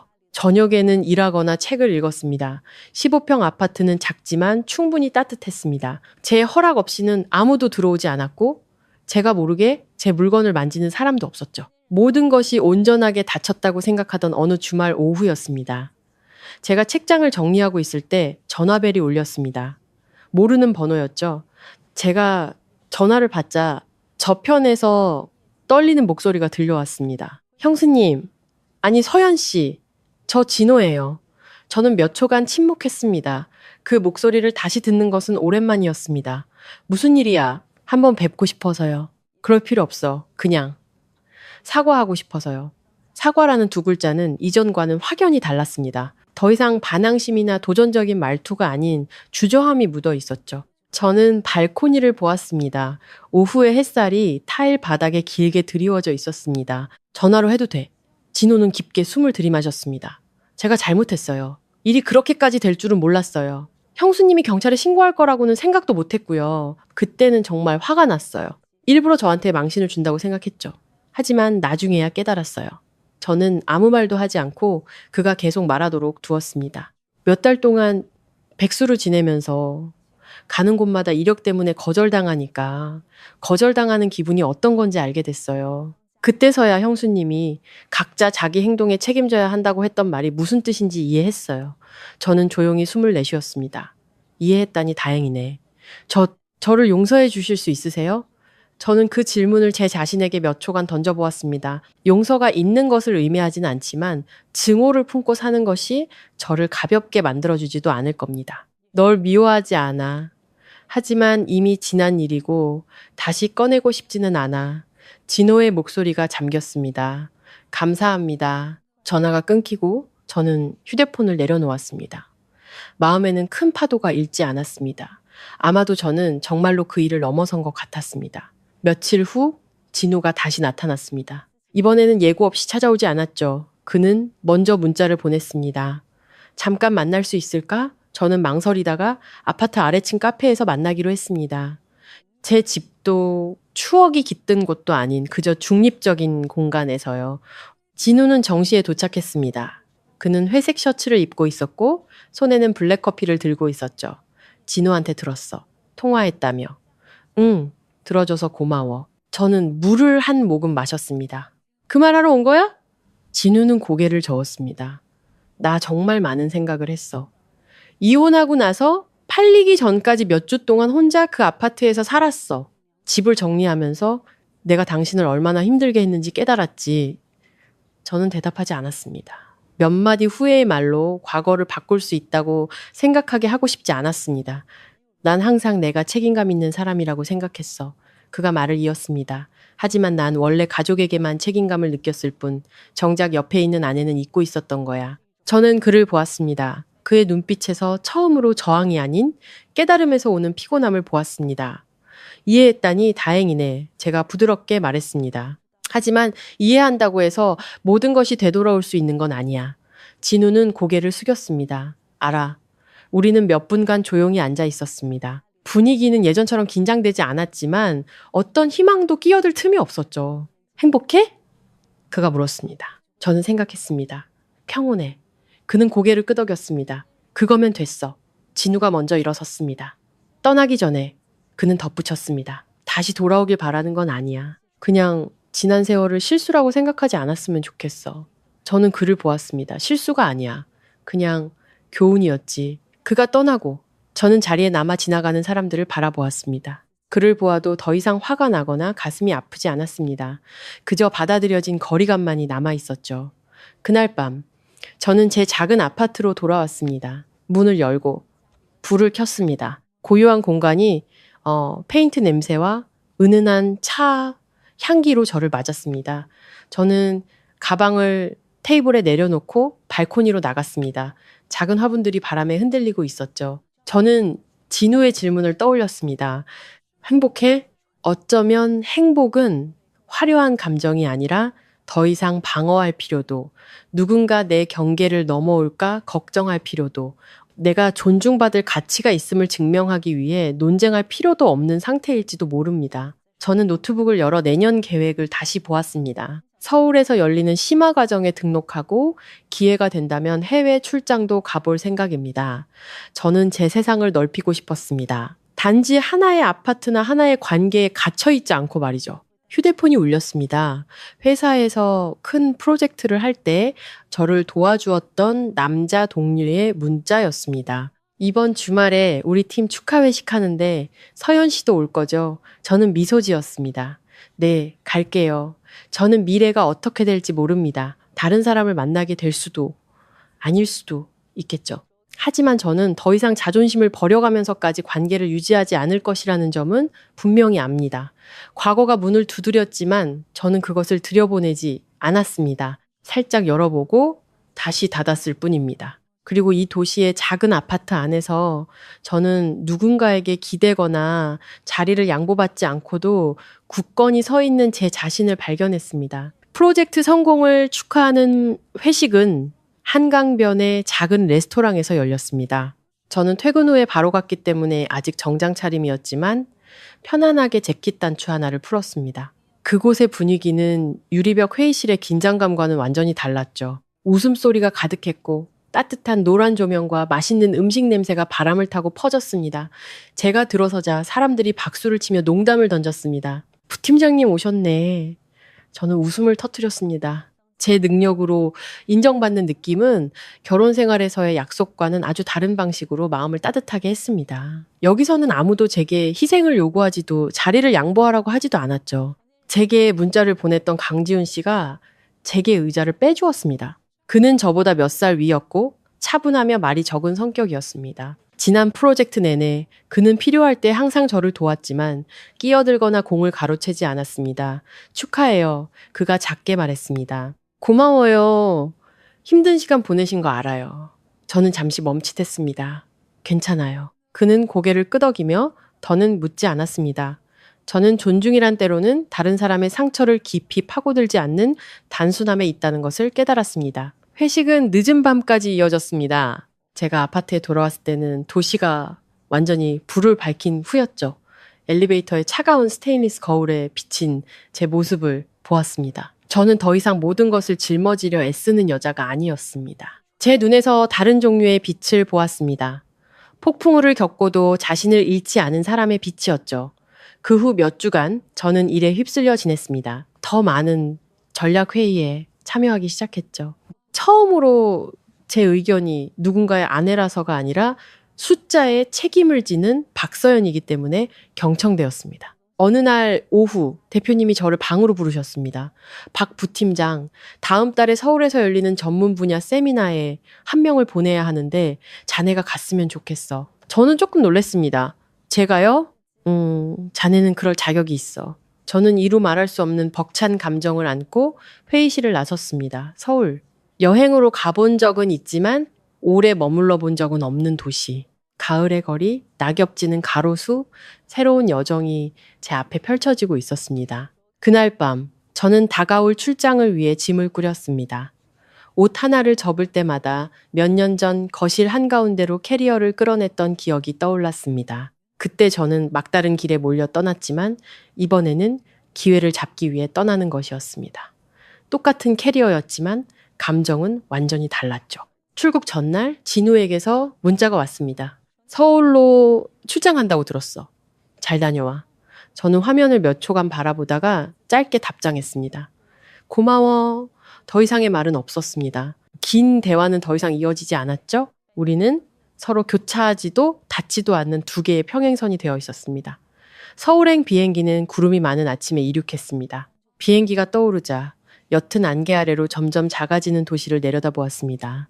저는 문득 세상이 25평 아파트나 3년의 관계보다 훨씬 더 넓다는 것을 깨달았습니다. 세미나는 3일간 진행되었고 저는 업계의 많은 사람들을 만나 성공과 실패의 이야기들을 들었습니다. 자기소개를 할 때마다 저는 부산에 있는 회사의 회계감사팀 부팀장 박서연입니다 라고 말했습니다. 아무도 제가 누구의 아내였는지 이혼했는지 묻지 않았습니다.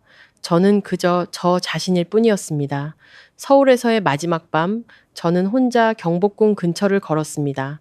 서늘한 바람이 불었고 연못은 조명빛을 반사해 반짝이는 빛의 띠를 만들었습니다. 저는 그곳에 오랫동안 서서 부산과는 다른 도시의 숨결을 느꼈습니다. 제가 겪었던 일들, 다툼, 재판, 그리고 지금은 작은 아파트 서랍 속에 잠들어 있는 결혼 반지를 생각했습니다. 후회는 없었습니다. 그저 떠날 용기를 냈던 제 자신에게 감사할 뿐이었죠. 부산으로 돌아온 후에도 삶은 계속 흘러갔습니다. 하지만 한 가지 뚜렷한 변화가 있었죠. 저는 더 이상 미래를 생각하며 두려워하지 않았습니다. 장기적인 투자를 위해 임대용 소형 아파트를 하나 더 구입할 계획을 세웠고 리스크 관리 고급 과정에 등록했습니다. 업계 네임맥도 넓혀 나갔죠. 어느 날 오후 지훈 씨가 사진전을 보러 가자고 문자를 보냈습니다.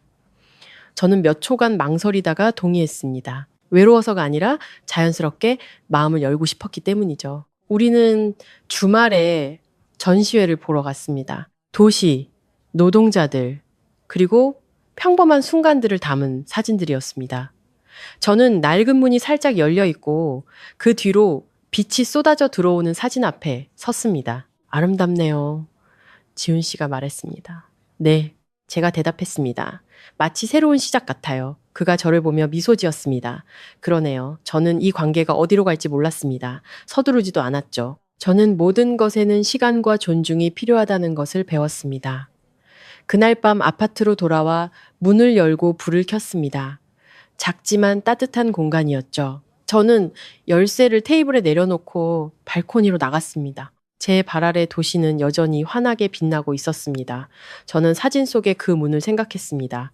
어떤 문은 닫아야만 다른 문으로 들어갈 수 있습니다. 저는 한때 문 하나를 닫으며 아파했지만 이제는 새로운 문을 여는 것을 두려워하지 않습니다. 제 인생은 더 이상 침실 하나를 지키거나 금이 간 관계를 유지하는 것에 맴돌지 않았습니다. 그것은 기회와 도전으로 가득 찬 더 넓은 세상으로 확장되었습니다. 그리고 저는 이 여정이 계속될 것임을 알았습니다. 서울 출장 후 저는 새로운 감각으로 일상에 복귀했습니다. 일시적인 흥분이 아니라 조용하고 단단한 안정감이었죠. 저는 독립이란 누구도 필요 없다고 증명하는 것이 아니라 누군가가 있든 없든 스스로 설 수 있다는 것을 아는 것임을 이해하기 시작했습니다. 15평 아파트는 점차 제 숨결로 채워졌습니다. 거실 벽에 추상화 한 점을 더 걸었고 부드러운 빛의 플로어 스탠드를 두었으며 소파 옆에는 작은 책장을 놓았죠. 비싼 물건들은 아니었지만 하나하나 제가 직접 고르고 제 돈으로 사고 제 방식대로 배치했습니다. 아무도 의견을 내거나 비난하거나 바꾸라고 요구하지 않았죠. 어떤 저녁에는 혼자 앉아 길거리의 차 소리를 들으며 뜨거운 차 한 잔을 마셨습니다. 더 이상 빈 공간이 두렵지 않았습니다. 저는 예전에 혼자 있는 것을 두려워했던 이유가 행복은 반드시 둘이어야 한다고 생각했기 때문이라는 것을 깨달았습니다. 하지만 이제는 외로움은 스스로를 좋아하지 않을 때만 두렵다는 것을 알았죠. 지훈 씨와 저는 가끔 문자를 주고받았습니다. 쉴 새 없이, 압박감 없이요. 때로는 업무에 관한 질문, 아침 커피 사진 또는 전문 분야 기사 링크 같은 것들이었죠. 그 연결은 너무나 가벼워서 제가 어떤 관계에 들어서고 있다라는 느낌보다는 그저 저를 존중하는 사람과 대화하고 있다라는 느낌이 들었습니다. 어느 날 밤 제가 월간 보고서를 마무리하고 있을 때 전화가 다시 울렸습니다. 이번에는 진우의 번호였죠. 저는 화면을 몇 초간 바라보다가 전화를 받았습니다. 서연아, 방해하는 건 아니지? 할 말에 그냥 소식 하나 전해주려고. 진호가 완전히 고향으로 내려갔어. 거기서 새로 시작하고 싶대. 저는 놀라지 않았습니다. 잘 됐네. 나도 강릉으로 이직하는 걸 생각 중이야. 여기 계속 있으니 너무 많은 기억들이 떠올라서 저는 잠시 침묵하다가 대답했습니다. 어디로 가든 당신이 뭘 찾고 있는지 안다면 괜찮을 거야. 진우는 전화기 너머로 희미하게 웃었습니다. 아마 나 자신을 찾고 있는 것 같아. 전화는 평화롭게 끝났습니다. 저는 더 이상 그와 관련된 소식에 강하게 반응하지 않는다는 것을 깨달았습니다. 분노도 아쉬움도 없이 그저 오래된 지인이 이직했다는 소식을 들은 듯한 평온함만이 남았죠. 시간이 흘러 새로운 프로젝트가 또 시작되었습니다. 저는 바빴지만 예전처럼 휩쓸리진 않았습니다. 주말에는 온전히 쉬는 법을 배웠죠. 어떤 날은 혼자 영화를 보러 가고, 어떤 날은 공원에서 책을 읽었으며, 어떤 날은 집에서 청소를 하고 음악을 들었습니다. 어느 일요일 오후 제가 투자했던 작은 부동산 프로젝트에서 수익이 났다는 이메일을 받았습니다. 큰 금액은 아니었지만 저를 미소 짓게 하기에 충분했죠. 저는 비상자금, 투자자금, 여행자금을 포함한 저만의 장기 재무 계획을 세우기 시작했습니다. 나중에 누구에게도 의존하고 싶지 않았습니다. 그날 저녁, 지훈 씨가 저녁 식사를 제안했습니다. 레스토랑은 고층에 위치해 반짝이는 강물의 야경이 내려다 보였죠. 자리에 앉자 그가 물었습니다. 누군가와 다시 시작하는 것에 대해 생각해 본 적 있어요? 저는 피하지 않았습니다. 생각은 해봤지만 서두르진 않아요. 저도 그래요. 그가 미소 지었습니다. 부담을 느끼게 하고 싶진 않아요. 저는 그의 눈에서 소유욕이 없는 것을 보았습니다. 다시 시작하는 건 두렵지 않아요. 제 경계를 잃어버리는 게 두려울 뿐이죠. 그가 고개를 끄덕였습니다. 만약 언젠가 제가 당신의 경계를 넘어선다고 느끼면 그냥 말해주세요. 그 말은 저를 멈칫하게 했습니다. 로맨틱해서가 아니라 그 안에 담긴 존중 때문이었죠. 집에 돌아와 문 앞에 서서 열쇠에 손을 얹었습니다. 저는 문득 몇 년 전 캐리어를 손에 들고 25평 아파트 앞에 섰던 그 느낌을 떠올렸습니다. 그때 저는 존중받지 못해 떠났지만 지금 저는 제 작은 아파트로 절대적인 안전감을 느끼며 돌아왔습니다. 문을 열고 불을 켜자 부드러운 노란 불빛이 방 안을 가득 채웠습니다. 저는 발코니로 곧장 걸어가 도시를 내려다보았습니다.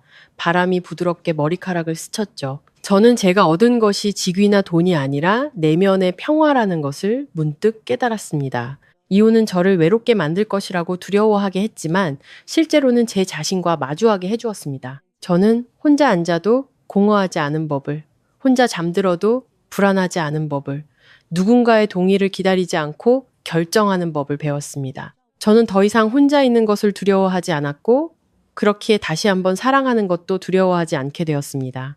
지훈 씨와의 저녁 식사 이후 제 삶이 갑자기 바뀌진 않았습니다. 성급한 고백도, 밤새 이어지는 문자도 없었죠.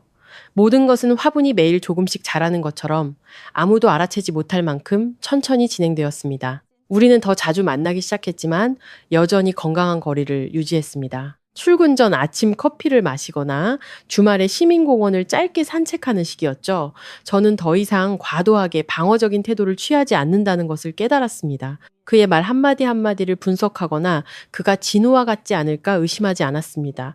저는 그저 관찰하고 느끼고 제 자신을 위한 냉철함을 유지했습니다. 어느 날 저녁 단골 카페에 앉아 있을 때 지훈 씨가 저를 오랫동안 바라보다가 물었습니다.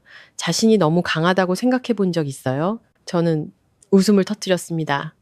그럼요. 많은 사람들이 그렇게 생각하죠. 저는 그렇게 생각 안 해요. 그럼 어떻게 생각하는데요? 당신은 명확해요. 그 명확함은 아무나 가질 수 있는 게 아니죠. 그 말은 저를 생각에 잠기게 했습니다. 3년 전 제가 거실 한가운데 캐리어를 놓았을 때 사람들은 저를 냉정하다고 했습니다.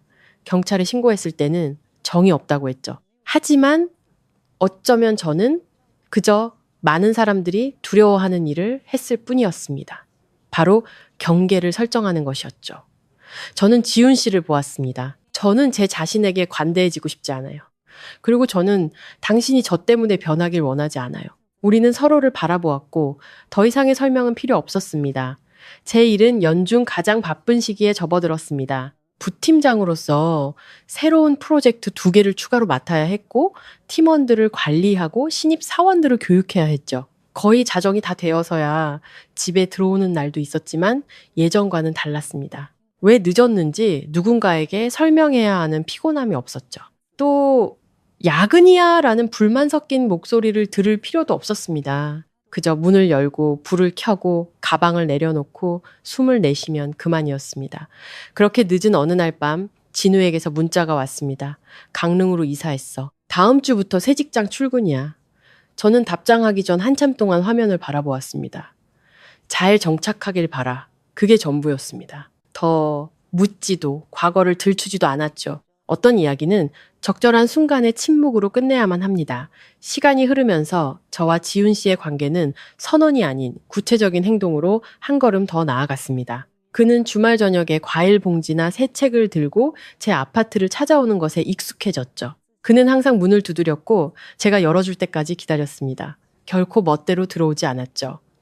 한 번은 제가 요리를 하고 있을 때 그가 물었습니다. 채소 씻는 거 도와줄까요? 제가 채반을 건네자 그는 아주 꼼꼼하고 깔끔하게 씻었습니다.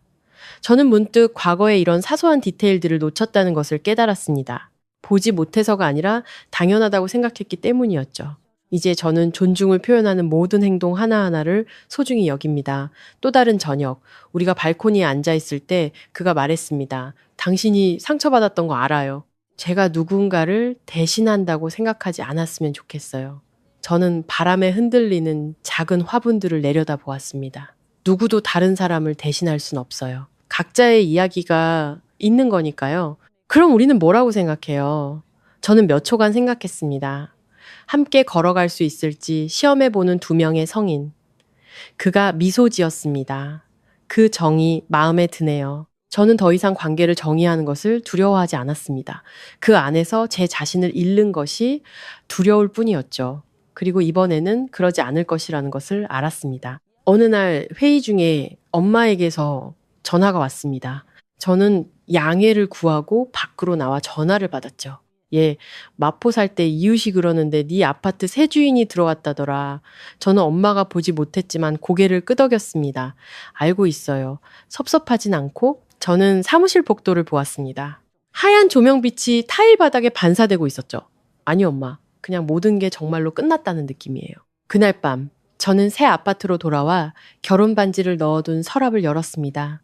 반지를 들어 손가락 사이에서 부드럽게 돌려보았죠. 차가운 금속은 여전히 빛났지만 더 이상 구속의 의미는 없었습니다.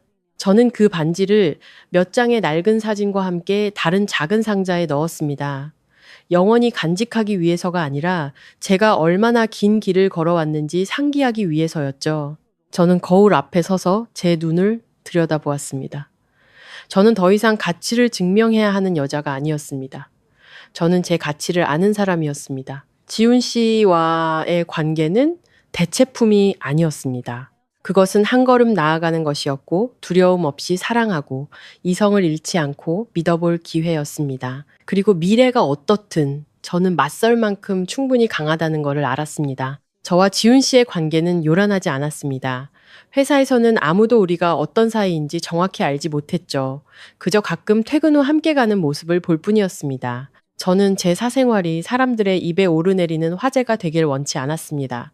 온갖 일을 겪고 난 후 저는 행복이란 아는 사람이 적을수록 오래 간다는 것을 배웠습니다. 어느 날 오후 지훈 씨가 주말에 자신의 부모님 댁에 인사를 드리러 가자고 제안했습니다.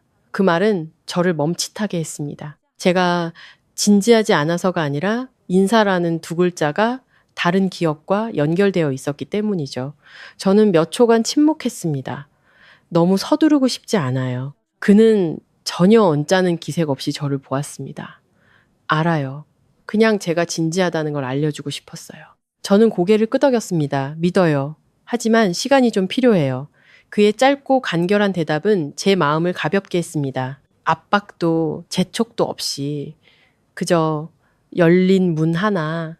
하지만 그 문을 언제 넘어갈지는 제게 달려 있었습니다. 그날 밤 저는 침대에 누워 새하얀 천장을 바라보았습니다. 제가 무엇을 두려워하고 있는지 스스로에게 물었죠. 과거를 반복하는 것, 믿음을 주었다가 다시 실망하는 것, 아니면 제 자신이 약해지는 것. 저는 알았습니다. 계속 두려움만 붙잡고 있으면 스스로를 안전지대에 가두게 될 것이고 그렇다고 냉철함 없이 나아가면 또다시 대가를 치르게 될 것이라는 것을요. 다음 날 아침, 저는 엄마에게 전화했습니다. 엄마, 내가 새로운 사람을 만나면 또 상처받을까봐 무서워? 엄마는 전화기 너머로 부드럽게 웃으셨습니다. 사랑하는데 두렵지 않은 사람이 어디 있겠니? 하지만 사랑하지 않으면 외로움이 두렵지. 중요한 건 네가 여전히 너 자신으로 있느냐는 거야. 저는 여전히 저예요. 그럼 엄마는 두렵지 않다. 그 말은 마치 개처럼 저를 의심의 파도 속에서 붙잡아 주었습니다. 그 후 며칠 동안 저는 지훈 씨를 더 관찰했습니다. 흠을 잡으려는 게 아니라 그가 다른 사람들을 어떻게 대하는지 이해하기 위해서였죠. 저는 그가 젊은 동료들에게 인내심 있게 강요하지 않고 말하는 방식을 보았습니다. 팀 내 갈등을 솔직하지만 모욕적이지 않게 처리하는 방식을 보았죠. 그가 제 공간을 존중하는 방식도 보았습니다. 절대 제 허락 없이 제 휴대폰을 열지 않았고 제가 바쁠 때 캐묻지 않았습니다. 어느 날 밤 제가 분기 보고서를 마무리하고 있을 때 그가 문자를 보냈습니다. 지금 집 앞인데 바쁘면 그냥 갈게. 저는 화면을 보고 미소 지었습니다. 내려갈게요. 우리는 아파트 아래 작은 카페에 앉았습니다. 그는 미래 계획에 대해 이야기했습니다. 경영학 과정을 추가로 수강하고 2년 안에 더 높은 직책으로 옮기고 싶다고 했죠. 그는 가만히 있고 싶어 하지 않았습니다. 발전하고 싶어요. 그가 말했습니다. 저는 그를 보며 그 열망이 저와 무척 닮았다는 것을 깨달았습니다. 저도 그래요. 우리는 결혼이나 동거에 대해 말하지 않았습니다. 우리는 목표, 계획, 그리고 각자가 이루고 싶은 것들에 대해 이야기했죠. 저는 처음으로 한 남자와 미래에 대해 이야기하면서 무언가를 희생해야 한다는 느낌을 받지 않았습니다. 또 다른 저녁, 그가 제 아파트에 왔을 때 저는 단도직입적으로 말했습니다. 저한테 원칙이 하나 있어요.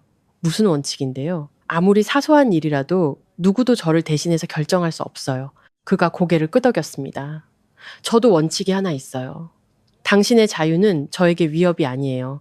저는 그를 오랫동안 바라보았습니다. 그 말은 과거 진우가 저에게 너무 계산적이고 이성적이라고 했던 순간들을 떠올리게 했습니다. 그때 제 독립심은 가시돋친 의자처럼 여겨졌지만 지금은 제 모습의 일부로 인정받고 있었습니다.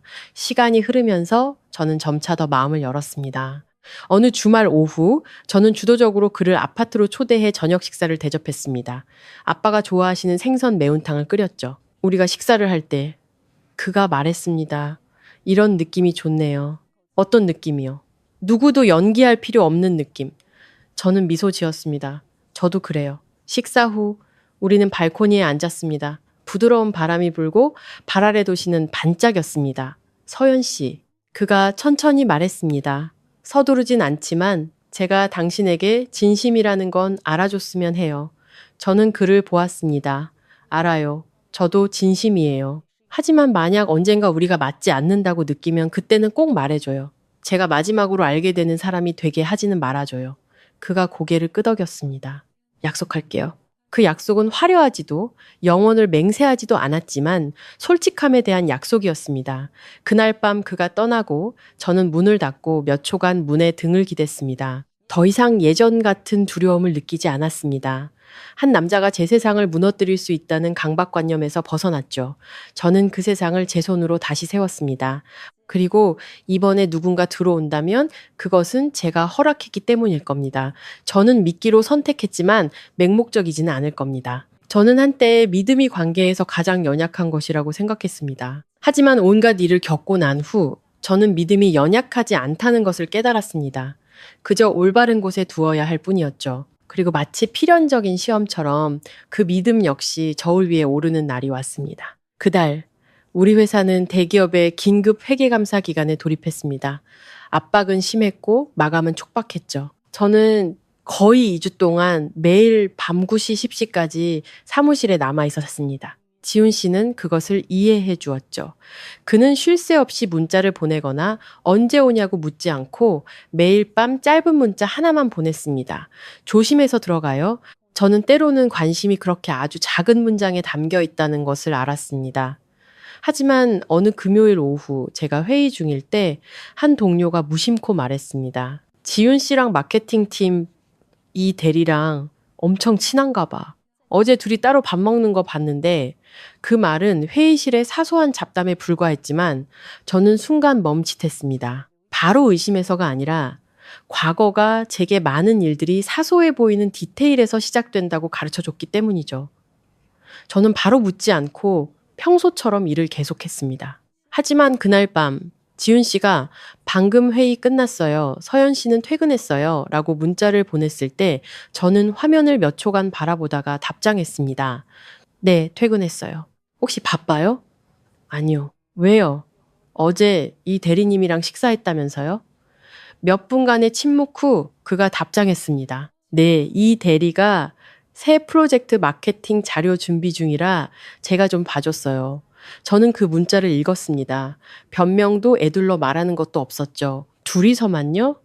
제가 덧붙여 물었습니다. 네, 만약 서연 씨가 불편했다면 미리 말하지 못해서 미안해요. 그 대답은 저를 멈추게 했습니다. 그는 피하지도 지금 나 의심하는 거야? 라며 날카롭게 반응하지도 않았습니다. 그저 솔직한 설명이었죠. 저는 천천히 타자를 쳤습니다. 누구랑 식사해서 기분 나쁜 게 아니에요. 그냥 제가 마지막으로 알게 되는 사람이 되고 싶지 않아요.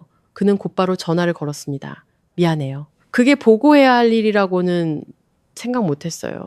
하지만 서연 씨 기분은 이해해요. 서연 씨를 통제하고 싶지 않고 서연 씨가 의심하게 만들고 싶지도 않아요. 우리는 거의 15분간 대화했습니다. 목소리를 높이거나 비난하지 않고 그저 두 성인이 오해가 커지기 전에 그것을 명확히 하는 과정이었죠. 전화를 끊고 저는 잠시 조용히 앉아 있었습니다. 제가 더 이상 예전처럼 감정적으로 폭발하지 않는다는 것을 깨달았죠. 저는 추궁하거나 상상하거나 차갑게 침묵하지 않았습니다. 저는 직접 묻기를 선택했고 그는 직접 답하기를 선택했습니다. 아마도 그것이 가장 큰 차이점일 겁니다. 며칠 후 그는 이 대리도 함께 있는 팀 미팅에 저를 초대했습니다. 저를 보자 이 대리는 아주 자연스럽게 웃었습니다. 지훈 씨한테 얘기 많이 들었어요. 저는 미소로 화답했습니다. 저는 어색한 눈빛이나 모호한 분위기를 느끼지 못했습니다. 그저 함께 일하는 동료들일 뿐이었죠. 그날 밤 우리가 제 아파트로 돌아왔을 때 저는 솔직하게 말했습니다. 제가 예전에 믿음을 한번 잃었던 적이 있어서 가끔 다른 사람보다 더 예민할 때가 있어요. 그가 저를 아주 진지하게 바라보며 말했습니다. 당신이 추측하게 만들고 싶지 않아요. 무슨 일이든 제가 먼저 말할게요. 저는 고개를 끄덕였습니다. 믿음이란 맹목적으로 믿는 것이 아니라 명확한 설명을 들은 후에 믿기로 선택하는 것이었습니다. 제 일은 계속 순조롭게 진행되었습니다. 저는 감사팀의 예산을 결정할 권한을 추가로 부여받기 시작했습니다. 지출 항목에 서명할 때마다 저는 제가 전혀 모르는 사이에 공동 계좌에서 돈이 빠져나가던 옛날을 떠올렸죠. 이제 저는 숫자뿐만 아니라 제 인생을 통제하고 있었습니다. 어느 주말 저녁 지훈 씨가 제안했습니다. 부모님께 당신을 소개해드리고 싶어요. 이번에는 예전처럼 망설이지 않았습니다. 좋아요. 만남은 생각보다 간단했습니다. 그의 부모님은 강남의 작은 아파트에 사셨고 제게 이혼 경력을 묻지 않으셨습니다. 그저 무슨 일을 하는지, 무엇을 좋아하는지, 회계사 일이 힘들지는 않은지 물으셨죠. 그 관심에는 캐묻는 듯한 느낌이 없었습니다. 돌아오는 길에 그가 물었습니다. 부담스러웠어요? 일단은 아니에요. 그가 웃었습니다. 당신이 예전처럼 애쓰지 않았으면 좋겠어요. 저는 차창 밖을 보았습니다. 밤의 도시는 불빛의 행렬을 이루며 스쳐 지나갔죠. 저는 미래가 완벽할지는 모르겠지만 더 이상 억울함을 안고 거실 한가운데 캐리어를 놓는 그 여자는 아니라는 것을 알았습니다. 저는 침묵하는 대신 질문하는 법을, 참는 대신 말하는 법을, 그리고 믿음은 투명함과 함께해야 한다는 것을 배웠습니다. 그리고 이번에 어떤 시험이 닥쳐도 저는 두렵지 않을 겁니다. 직장에서의 성공은 요란하지 않지만 분명하게 찾아왔습니다. 부팀장으로 일한 지 1년 후 저는 회사의 전략위원회에 참여해달라는 제안을 받았습니다. 저는 유리벽 회의실에 앉아 화면에 펼쳐진 내년도 재무계획을 보며 문득 몇 년 전 거실 한가운데서 3개의 캐리어와 함께 홀로 앉아있던 제 모습을 떠올렸습니다. 만약 그날 제가 두려움 때문에 머물기로 선택했다면 아마 오늘 저는 이 자리에 앉아있지 못했을 겁니다. 회의가 끝나자 대표님이 저를 보며 말씀하셨습니다. 박 부팀장, 내년에는 대형 프로젝트 하나를 총괄해서 맡아줬으면 해. 자네는 충분한 능력이 있어. 저는 고개를 끄덕였습니다. 최선을 다하겠습니다. 회의실을 나와 저는 누구에게도 자랑하기 위해 전화하지 않았습니다. 그저 조용히 사무실 발코니로 나가 아래의 차도를 내려다보았죠. 저는 더 이상 제가 강하다는 것을 증명해야 할 필요성을 느끼지 못했습니다. 그저 제 능력에 맞게 살고 있을 뿐이었죠. 그날 저녁 지훈 씨가 저를 데리러 와 함께 식사를 했습니다. 제가 대표님의 결정에 대해 이야기하자 그는 미소 지었습니다. 당신 능력을 의심한 적 없어요. 저도 한때는 제 자신을 의심했었어요. 제가 인정했습니다. 모든 일이 있고 난 후에요. 모든 일이 있고 난 후에 그가 제 손을 가볍게 잡았습니다. 붙잡으려는 손길이 아니라 함께 걷자는 손길이었죠. 저는 건강한 관계에서는 한 사람이 커지기 위해 다른 사람이 작아질 필요가 없다는 것을 깨달았습니다. 일주일 후 저는 진우에게서 이메일을 받았습니다. 문자가 아닌 긴 이메일이었죠. 그는 강릉에서의 생활, 새로운 직장, 그리고 시간 관리와 개인 재무 관리에 대한 강좌를 듣고 있다는 이야기를 했습니다. 이메일 끝에 그는 이렇게 썼습니다. 나는 내가 옳다고 생각했었다. 이제는 옳다는 것이 꼭 맞는다는 뜻은 아니라는 것을 안다. 저는 이메일을 읽고 노트북을 닫았습니다. 바로 답장하지 않았죠. 아직 화가 나서가 아니라 과거의 모든 것에 응답할 필요가 없었기 때문입니다. 그날 밤 저는 짧은 답장을 보냈습니다. 안정되고 평안하길 바라. 그걸로 충분했습니다. 제 삶은 계속 앞으로 나아갔습니다. 저는 주말 독서 클럽에 가입했습니다. 그곳에서 저처럼 결혼한 사람, 독신인 사람, 그리고 이별을 겪은 다른 여성들을 만났죠. 우리는 고통을 늘어놓는 대신 교훈을 나누었습니다. 그룹의 한 언니가 제게 물었습니다. 그렇게까지 일을 크게 만든 걸 후회한 적은 없어? 저는 몇 초간 생각하다가 대답했습니다. 만약 끝까지 가지 않았다면 훨씬 더 많이 후회했을 거예요. 언니는 고개를 끄덕였습니다. 맞아. 여자들은 보통 참으라고 배우지. 저는 미소 지었습니다. 참는 게 항상 미덕은 아니더라고요. 그런 대화들은 제 이야기가 유일한 것이 아니라는 것을 깨닫게 해주었습니다. 많은 여성들이 단지 이기적이라는 말을 들을까 두려워 자신의 목소리를 잃어버렸던 것이죠. 어느 날 밤 저와 지훈 씨가 아파트 발코니에 앉아 있을 때 그가 물었습니다. 만약 그날 진우 씨가 다른 선택을 했다면 당신은 머물렀을 것 같아? 저는 바람에 부드럽게 흔들리는 작은 화분들을 내려다보았습니다. 그랬을지도 모르죠. 하지만 그는 그러지 않았고 저는 제 선택을 했어요. 맞아. 당신은 당신 자신을 선택했지. 그가 몇 초간 침묵하다가 말했습니다. 나는 그 선택을 존중해. 저는 저를 평온하게 만드는 것이 제 곁에 새로운 남자가 있어서가 아니라 제 가치를 확인받기 위해 더 이상 남자가 필요하지 않기 때문이라는 것을 깨달았습니다. 일은 점점 많아졌지만 저는 일이 제 삶을 삼키도록 두지 않았습니다. 저는 쉬는 법을 배웠습니다. 독서클럽 친구들과 함께 제주도로 짧은 여행을 예약했죠. 몇 년 만에 처음으로 저는 누구에게도 보고할 필요 없이 누가 비난할까 걱정할 필요 없이 여행을 떠났습니다. 해변에 서서 파도가 해안으로 밀려오는 것을 보며 짠바람이 머리카락을 흩날렸습니다. 저는 제가 걸어온 길을 생각했습니다. 계산적이고 너무 이성적이라고 여겨지던 여자에서 자신의 경계를 지킬 줄 아는 사람으로 변한 저를요. 저는 더 이상 제가 옳다는 것을 증명할 필요가 없었습니다. 그저 올바르게 살면 그만이었습니다. 도시로 돌아와 제 작은 아파트로 들어서서 바닥에 캐리어를 내려놓았습니다. 이번에는 도망치기 위해서도 벗어나기 위해서도 아닌 그저 여행의 끝이었습니다. 저는 발코니 문을 열고 불 켜진 도시를 보았습니다.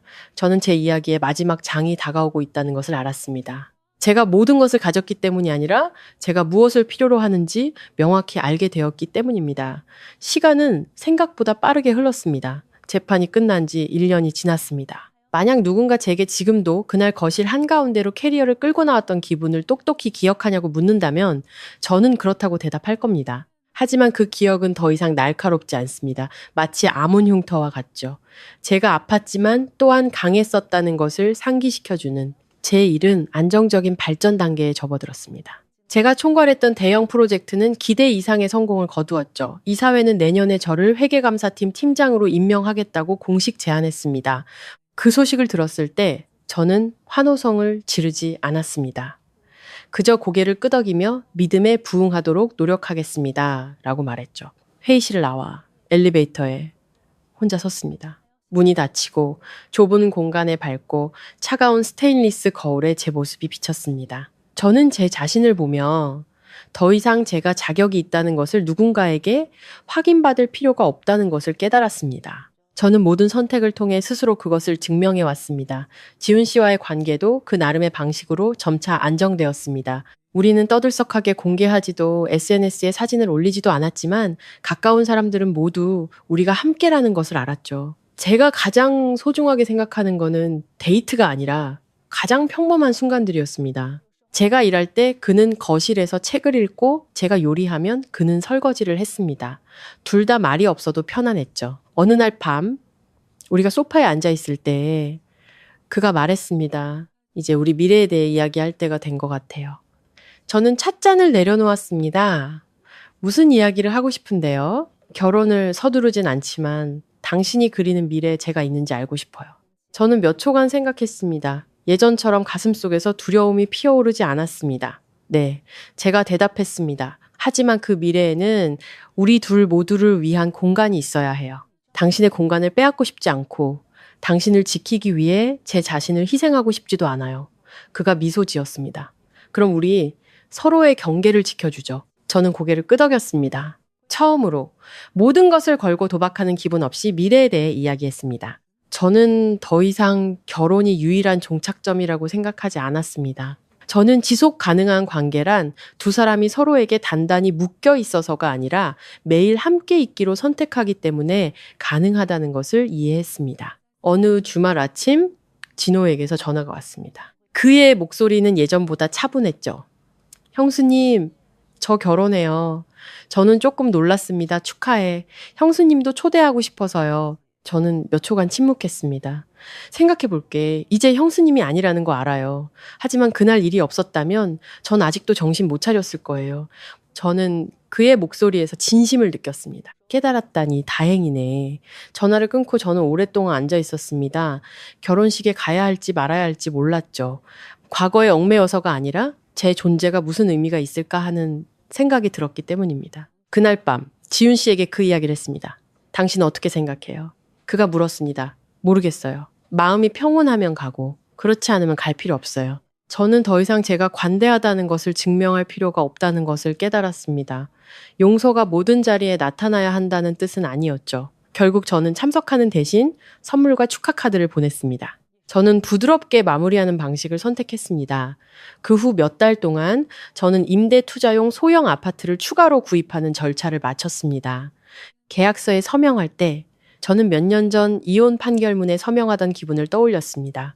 두 서명은 달랐지만 모두 전환점이었습니다. 어느 날 오후 제가 재무서류를 정리하고 있을 때 지훈 씨가 등 뒤에 서서 물었습니다. 이제 충분하다고 생각해 본 적 있어요? 저는 돌아보았습니다. 뭐가 충분하다는 거예요? 모든 게요. 저는 작은 아파트를 둘러보았습니다. 푸른 화분들, 단정한 책상, 그리고 존중의 눈빛으로 제 앞에 서 있는 남자를 보았죠. 완벽할 필요는 없어요. 제가 천천히 말했습니다. 그냥 충분하면 돼요. 그리고 지금 저는 충분해요. 저는 미소 지었습니다. 제 인생은 더 이상 침실 침범으로 인한 이혼이나 대립의 이야기가 아니었습니다. 그것은 한 여성이 굳건히 서는 법과 올바르게 마음을 여는 법을 배우는 여정이 되었습니다. 저는 이야기의 마지막 부분이 다가오고 있다는 것을 알았습니다.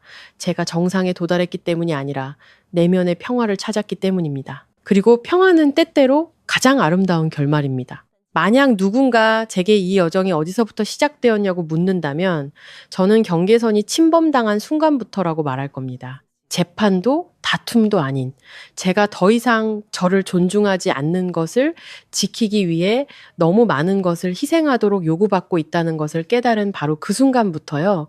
3년간의 결혼 생활은 제게 인내가 모든 것을 지키는 방법이라고 믿게 했지만 바로 그 인내가 저를 제 자신으로부터 멀어지게 했습니다. 거실 한가운데로 캐리어 3개를 끌고 나온 그날이 되어서야 저는 때때로 놓아버리는 것이 실패가 아니라 스스로를 구하는 길이라는 것을 깨달았습니다. 이제 햇살 가득한 작은 아파트에 앉아 저는 지나온 길을 마치 낡은 영화를 보듯 되돌아봅니다. 가슴 아픈 장면도 웃음이 터지는 장면도 그리고 저 자신을 자랑스럽게 만드는 순간들도 있었죠. 저는 더 이상 진호를 탓하지도 진호를 원망하지도 제 자신을 책망하지도 않습니다. 모두가 그 당시에는 자신이 옳다고 생각하는 일을 했을 뿐입니다.